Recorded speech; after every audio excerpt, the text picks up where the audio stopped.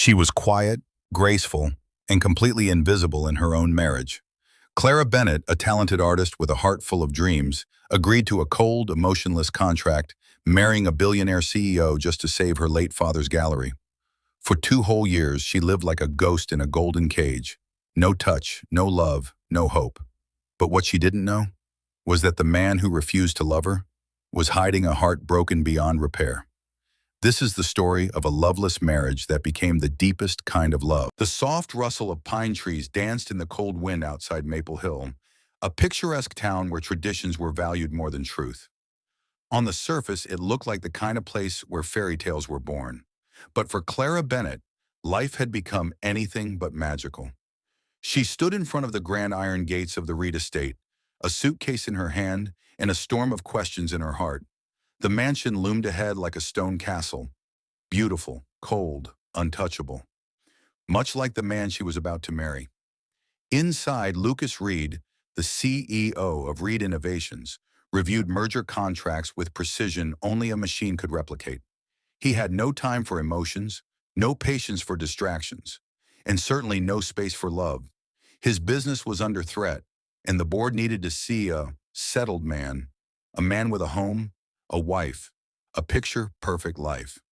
Clara and Lucas met only twice before the proposal came, not out of affection, but out of necessity. Lucas's assistant had scouted her after learning she was the daughter of a respected artist and had no scandals attached to her name. She was quiet, unknown, and struggling, the perfect candidate for a clean image. And Clara, she had no illusions. Her father's beloved gallery was drowning in debt. She had tried everything, grants, loans, even online commissions. Nothing worked. So when a stranger in a tailored suit offered her $2 million in exchange for 2 years of her life, she hesitated, but not for long. A lawyer drafted the agreement. A priest officiated the ceremony. And within 3 weeks, Clara Bennett became Mrs. Lucas Reed, a title that felt heavier than her own name. The wedding photos were perfect. Clara wore ivory silk and smiled just enough. Lucas looked like a man in control, a polished king on a throne built of glass. But behind the camera there was no kiss, no whispered vows, just a silent handshake and a nod. The media loved it. Billionaire bachelor finally off the market. The headlines made it sound like a love story, but no one saw Clara's quiet tears as she moved into a wing of the mansion that hadn't been used in years. Their agreement was brutally simple. 2 years. Live in the same home. Appear together in public when needed. No touching, no questions, no real relationship. To the world, they played the roles perfectly. They attended galas, charity events, and board dinners side by side. Lucas would place a hand on Clara's back for the cameras. She would lean in just enough to look natural. The smiles were well rehearsed, but the silence behind them spoke louder. In the quiet hours, Clara painted in the attic studio she turned into her refuge. The space smelled of turpentine and old memories. She painted to remember who she was before all this, before she became someone's wife in name only. Lucas came home late most nights. He would walk past her studio with barely a glance, his eyes locked on his phone, his thoughts far away. Some nights, she'd hear his footsteps pause, just for a moment, outside her door. But they never knocked, never entered. Clara told herself not to care. After all, she agreed to this. But as weeks turned into months, the emptiness grew. The silence in the house felt alive, like it was watching her, waiting for her to give up. She tried to find comfort in small things: coffee in the garden, a kind word from the housekeeper, letters from her best friend, Emma, who had warned her not to go through with the marriage. But even her art began to suffer. Her brushstrokes lost their soul.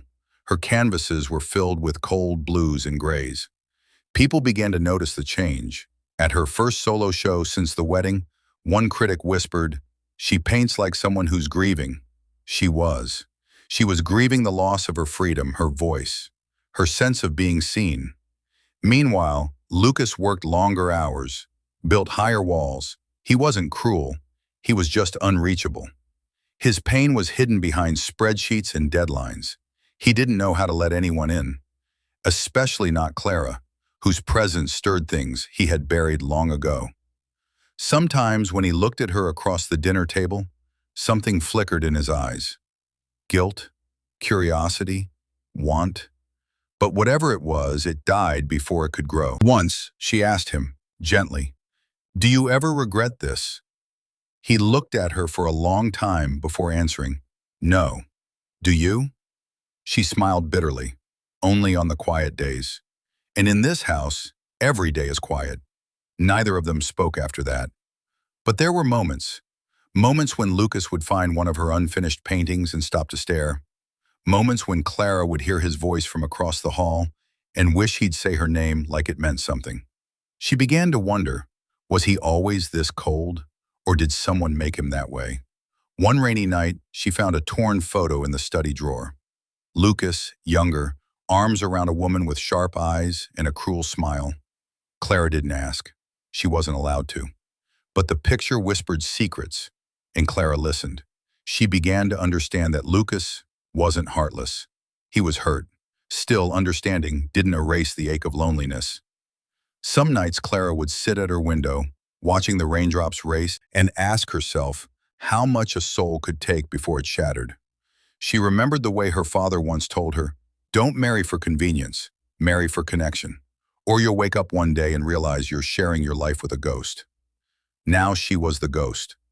But in the stillness of that mansion, something unseen was beginning to move. A thread pulling gently, a shift in the air, a quiet promise that even cold hearts can thaw.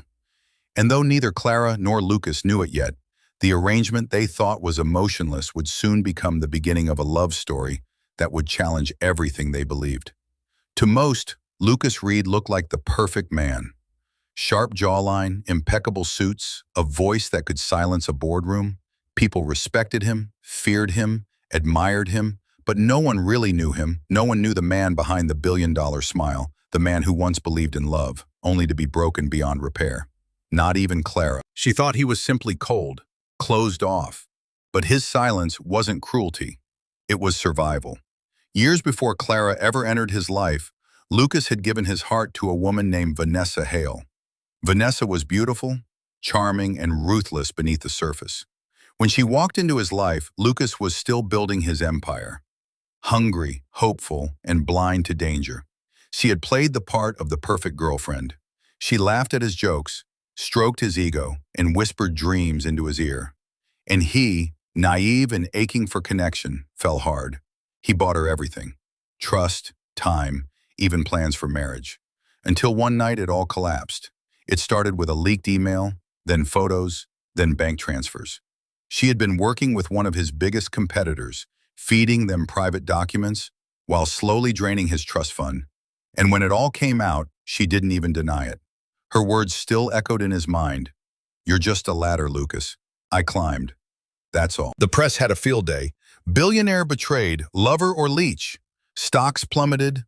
Board members questioned his leadership. Investors pulled out. He had to claw his company back from the edge. But the worst part wasn't the damage to his business. It was the damage to his soul.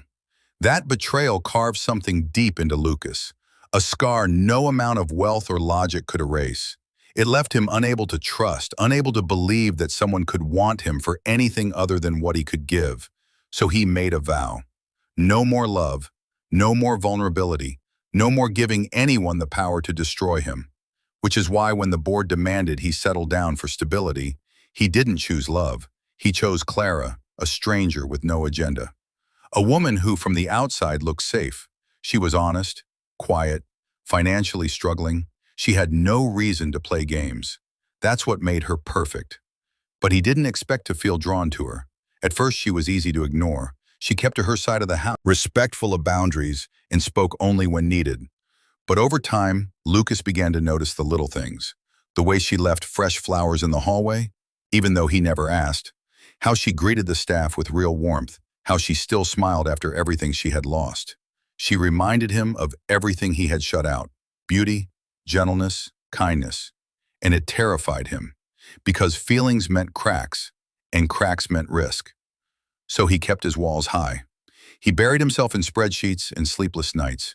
He scheduled extra meetings just to avoid running into her. When he heard her soft footsteps outside his office door, he stayed silent. pretending he wasn't there. But still, he watched her. Late at night, when she thought no one could see, she would sit in the window of her studio, barefoot and lost in painting. Her expression so pure, so honest, it made his chest ache. One evening, he found one of her discarded canvases in the hallway. A half-finished painting of a lone figure behind glass, distant, alone. It was him. She had painted him. Not just his likeness, but his truth. It shook him. She saw through him, and she hadn't run. Instead, she stayed. She smiled. She offered gentle hellos, even when he gave her silence in return. Lucas began to dread the moment the 2 years would end, because for the first time in forever, someone had entered his world without asking for anything, and yet she gave him everything he didn't know he needed. But he couldn't let her in. Not yet, because what if she turned out like Vanessa? What if the sweetness was just a mask? What if loving her would destroy him all over again? So he stood at a distance, admiring her through walls, through silence, through carefully guarded conversations. But slowly her presence began to melt the edges of his resolve. One day he walked into the kitchen to find her humming a soft tune, apron on, trying to bake something that clearly wasn't going well. There was flour on her nose and frustration in her brows. He chuckled, actually chuckled. She turned, startled by the sound, and smiled at him, truly smiled. For a fleeting second, he wanted to cross the room, touch her cheek, tell her how she made his cold world warmer. But he didn't. He turned around, grabbed a glass of water, and walked away, leaving her confused and himself hollow. He didn't know how much longer he could keep pretending she didn't affect him, pretending that the best part of his day wasn't seeing her light still shining in a home he had long considered dark. Clara had never asked for his past, and yet somehow she understood it. She never demanded his love, and yet he felt himself offering it piece by piece. He was losing the war he had started against his own heart, and he didn't know whether to be terrified or grateful, because sometimes the greatest threat isn't a rival in business. It's a woman who sees the pain behind your power and chooses to stay. Snowflakes fell gently over Maple Hill, turning its sleepy streets into a quiet painting of white and wonder. The town's annual winter charity gala was the most anticipated event of the season, where old money mingled with new ambition, and every glance had a purpose. But for Clara Bennett, it was more than just a glittering night. It was her first opportunity in 2 years to show her work to a crowd that mattered. The invitation came from a prestigious art council. Her heart had soared when she received it, but she hadn't expected Lucas to come. Yet there he was. He arrived in a dark tailored suit, every detail of him polished to perfection. When he offered his arm, Clara hesitated for a breath, then gently accepted. They walked into the grand ballroom side by side, like a couple deeply in love. Only Clara knew the truth. He was just playing his part. Or so she thought. Inside, the gala sparkled with chandeliers, champagne, and the hum of polite conversation. But Clara's paintings, displayed on deep navy walls, stole the room's soul. Canvas after canvas told stories of longing, silence, and quiet hope. People gathered, whispering praise. Critics scribbled notes. And at the center of it all, Clara stood like a quiet flame, elegant in an emerald gown, her eyes shimmering with both nerves and pride. Lucas watched from a distance at first. She looked radiant. He had seen her in casual sweaters, paint-stained aprons, barefoot in the studio, but tonight he saw a woman in full bloom. He wasn't prepared for the way his heart stuttered. Clara spoke with grace as reporters asked her about the inspiration behind her art. One man, a young, attractive critic with slick-back hair, lingered too long. He laughed a little too loudly, leaned a little too close. Lucas felt something hot twist in his chest. Jealousy. It was foreign to him. Ugly, unexpected. He hadn't felt it in years, not since Vanessa. But this wasn't the same. Clara wasn't his to lose. She never had been. And yet, as the critic brushed a strand of Clara's hair back behind her ear, Lucas clenched his jaw and walked straight over. "Excuse me," he said smoothly, sliding a protective arm around Clara's waist. "I'm afraid I need a moment with my wife." Clara blinked, surprised, but she didn't protest. Lucas led her away from the crowd, toward the terrace. The cold air outside bit at their skin, but the tension between them was burning. "What was that?" Clara asked, half amused, half confused. Lucas looked at her, eyes dark with something unfamiliar. Possession? Regret? Desire? I didn't like the way he looked at you, he admitted, voice low. She raised an eyebrow. Why? We're not real, remember? Lucas didn't answer. For a long moment, they just stood there, snow falling around them, breath mingling in the space between. Then, just as suddenly, he turned and walked away, disappearing into the crowd. Clara was left standing in the snowfall, her heart thudding with questions. That night, she couldn't sleep. She replayed every moment, every word. She told herself not to read into it. Lucas had always been distant, polite, cold. Surely it meant nothing. But the next morning, everything changed. In her studio, sunlight streamed through the window, casting golden light over the unfinished paintings she'd started the week before. And there, on the easel, was a note. Simple, elegant handwriting. His. Dinner tonight, just us, no rules, L. Her heart skipped a beat. She read it again, as if the words might vanish. No rules? Her fingers trembled slightly as she folded the note. She didn't know what to expect. She didn't know what he wanted. But for the first time since they said, I do, Lucas was the one reaching out, and Clara, she realized she wanted to reach back. All day she thought about him, about the way his voice softened when he wasn't guarded. The rare moments she caught him watching her with a look that wasn't cold, but curious, almost warm. She wore a soft burgundy dress that evening. Nothing too dramatic, but it made her feel beautiful. She didn't know what he planned. She only knew it wasn't business as usual. When she stepped into the dining room, her breath caught. The table, usually set for formal dinners with silver cloches and crystal glasses, was different tonight. It was smaller, intimate, lit with soft candles and simple food, her favorite dishes. Lucas stood at the far end, sleeves rolled, no tie. Did you cook this? She asked, blinking. He chuckled.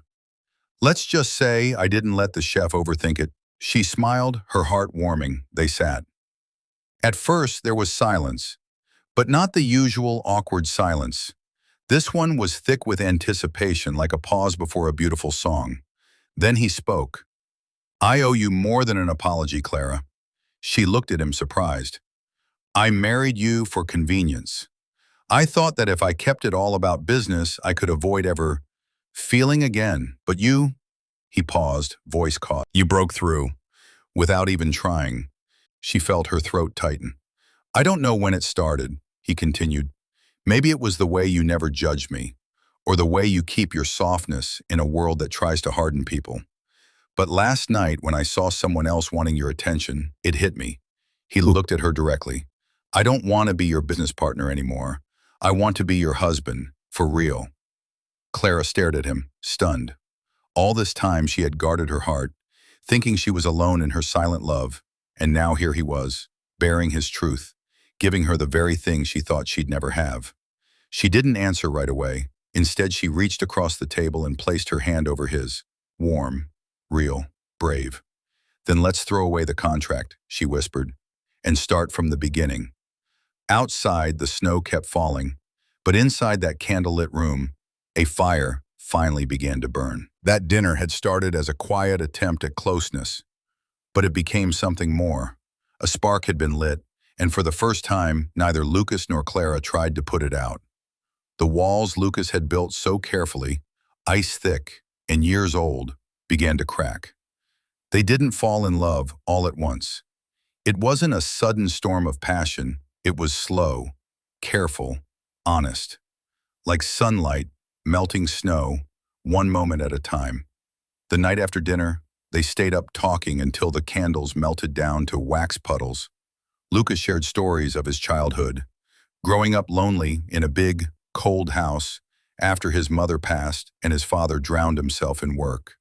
He talked about feeling like a product, expected to perform, to lead, to win, not to feel. Clara listened, her eyes soft and warm. Then, with trembling fingers around her teacup, she shared her truth. I thought I could handle a loveless marriage, she whispered. I told myself it was just a business deal, but some nights I felt like I was fading, like I didn't exist at all. Lucas had looked at her then, truly looked, like he was seeing her soul. I saw you every day, he said softly, but I was too afraid to feel. From that night forward, the coldness between them thawed. Lucas began showing up, not just as the CEO or the man behind a contract, but as a partner, as a friend, and maybe, slowly, as a husband. He came to Clara's art events, not as a guest, but as her biggest supporter. When people asked about her paintings, he would proudly say, "She painted that at 3 a.m. while I was working next door. She's brilliant, isn't she?" Clara blushed each time, but inside her heart bloomed. One afternoon, he surprised her with a visit to her late father's old gallery. It had been closed since before their wedding. The roof leaked, the walls were cracked, and the sign had faded. But Clara's father had poured his life into that place. Lucas stood in the dusty entryway, looked around and said, "Let's bring this back. For him. For you." She couldn't speak. She just hugged him, tight, real, and full of silent thanks. He hired a small team but joined them on weekends, lifting old frames, painting walls, even scrubbing windows. He didn't do it for press or profit. He did it for her. And with every shared project, every late-night laugh, something beautiful grew between them. The mansion, once quiet and hollow, began to feel like home. They started having dinner together regularly, without notes, without agendas. Lucas even began learning how to cook, badly, and Clara teased him without mercy. "You're a CEO, Lucas, but your pasta is a crime." He smirked. "I delegate. I'm delegating the cooking to you." She rolled her eyes, but inside, she glowed. One night, while cleaning out an old storage room, they found Clara's childhood sketchbooks. Lucas flipped through page after page, smiling at each drawing like it was treasure. "You've always had magic in your hands," he said. That night, for the first time, they fell asleep, holding hands. No words, no promises, just warmth. The kind that only comes when two broken people begin to feel whole again. But peace never lasts forever, not in stories like this.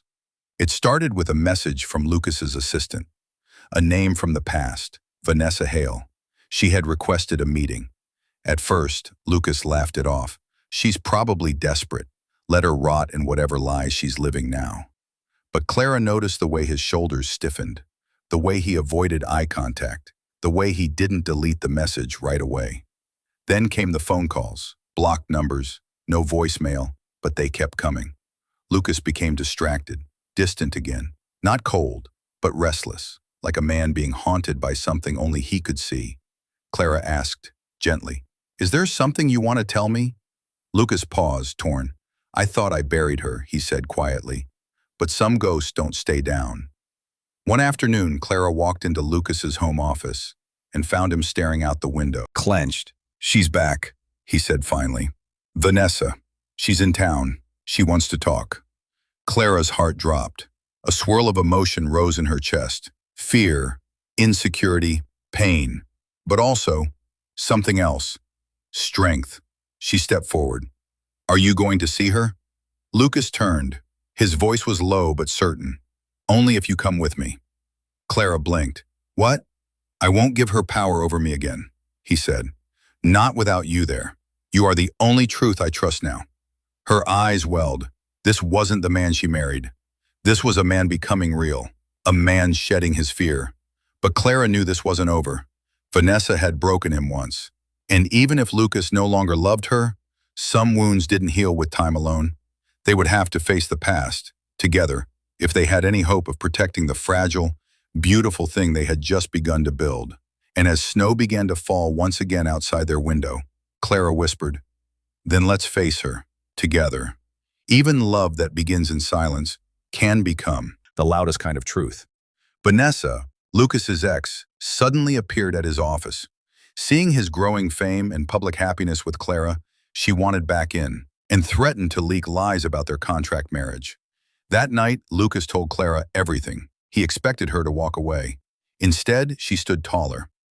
"You've protected me for 2 years," she said. "Now let me protect you." Together they faced the press. Lucas publicly admitted that their marriage began as a contract, but had become something real. He ended his speech with words that silenced the room. "Clara is the only person who's ever truly seen me, and I love her." Clara stepped beside him, held his hand, and whispered, "I love you too." With the truth out, Vanessa's lies fell apart. Public support poured in, and Lucas's company stood strong. But more importantly, Lucas and Clara's love blossomed fully, no longer hidden. They renewed their vows in a small garden behind Clara's art gallery. This time, no contracts, just real love. As their hands joined and lips met for the first time in true love, the people around them cheered, but also learned something powerful. Clara and Lucas's story showed the world that love is not about appearances or perfection, but about trust, healing, and courage. Even in a society quick to judge based on status or past mistakes, their love reminded everyone, it's the heart that matters, not the headlines. Though both were white, their story carried a message for all races and all people. Every human being deserves love, no matter where they come from or what scars they carry. Real love doesn't divide, it unites. And in the end, two strangers in a paper marriage became soulmates who helped heal a broken world, one honest touch at a time.